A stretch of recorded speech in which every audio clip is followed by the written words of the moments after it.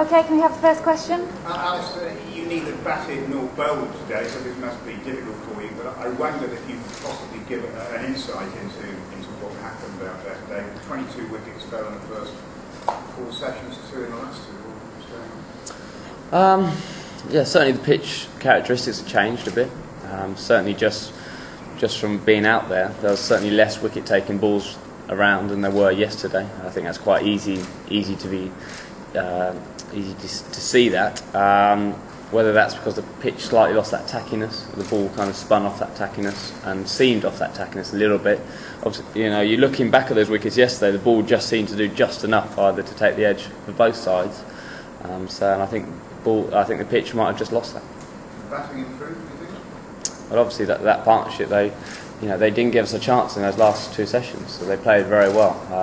When they came in, they were still 20 runs behind us. We had a really good opportunity to, as I say, take a couple more wickets. 50 for 4, and we were right in the game. But yeah, they played very well, and they've given us a real mountain to climb. What do you think of the bowlers? They never seem to sustain any pressure on that. No, we tried a lot of things, and I think especially Eunice, he certainly took the attack to us. With that, obviously not in a reckless way, but I think his strike rate is 60 odd. He certainly never let the bowlers settle into any kind of rhythm, and a lot of credit's given to him. And people he's got fantastic stats all around the world, and some days they're allowed to play well. Can you show what is capable out there? Yeah, I think so. I think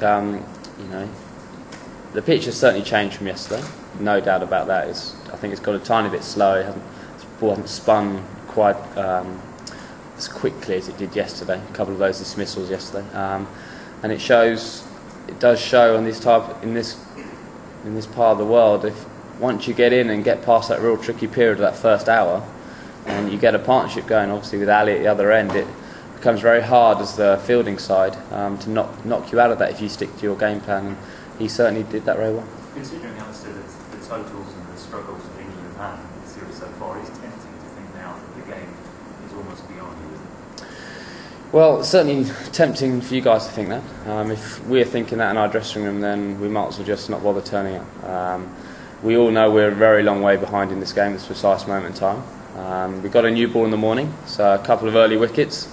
We've seen in this series wickets have fallen in clusters, and then when we do get round to batting again, we've had our struggles in this tour, and it's going to take some serious character from the batters, from the top 6, to turn that round, to give ourselves a chance of batting for a long period of time. And anything is possible in this game. We've all seen that. But as I said, it's going to take some very, very tough mental toughness, if that makes any sense whatsoever, to deliver that. And I know we've got the players in there, but you can only so many times you can keep saying it. You're going to have to get out there and do that. Can you explain as to why the batting, to some extent on both sides, particularly has been as it has been in this series? I don't think any of us expected it. No, I don't. It's not just been England.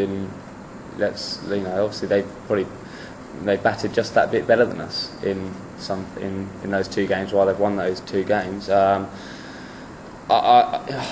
We've obviously had a lot of talk about it between batters, and I don't know why the scores where historically these wickets, when you're looking at the stats before, has been batting paradises. These wickets haven't been. There's certainly a slight change of surfaces than they played on previously. But I don't know why. I don't know why, with the quality of batting on show, there hasn't been as high scores on or wickets which haven't been minefields by any stretch of the imagination. And do you think Pakistan have a very good chance for clean sweep? No. Well, they're in a very strong position, as I said earlier, and yeah, they've obviously had a very good day to put them in that strong position. There's no reason, and as I just said, if we sit here turning up tomorrow going, well, we've lost this game already, then there's just no point in us turning out. We might as well give Pakistan the victory now. So as I said, it'll take some serious guts from us to drag ourselves out of this. But this side, there's some bloody good players in that dressing room, and it's hopefully we can stand up. Thank you.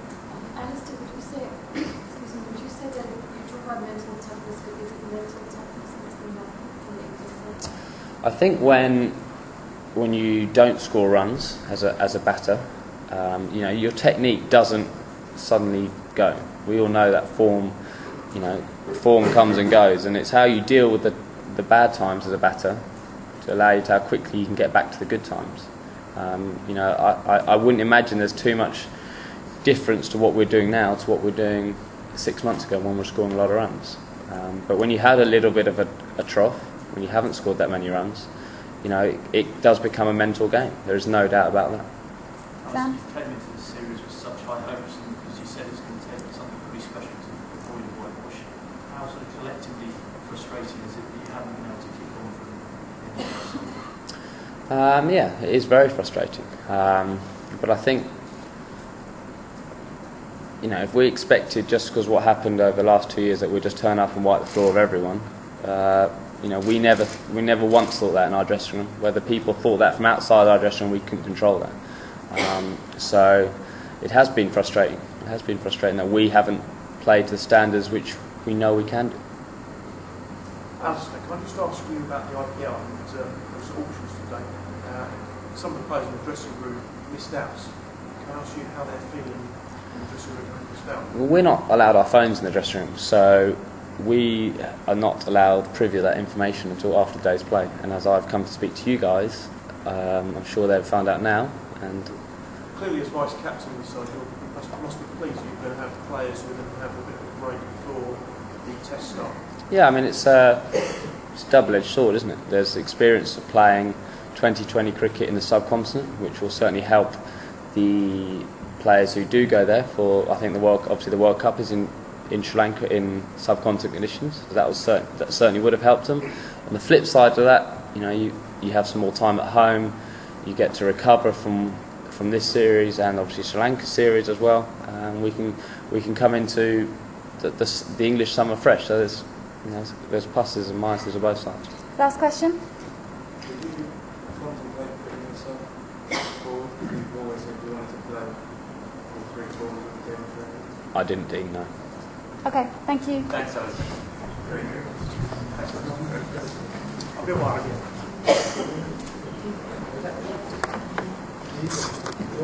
Eunice is just finishing off a TV interview out there, so he'll be in 2 minutes. We don't want we want Seema. Seema's coming in first. You let me finish my sentence. Send him Junaid Khan. Sorry.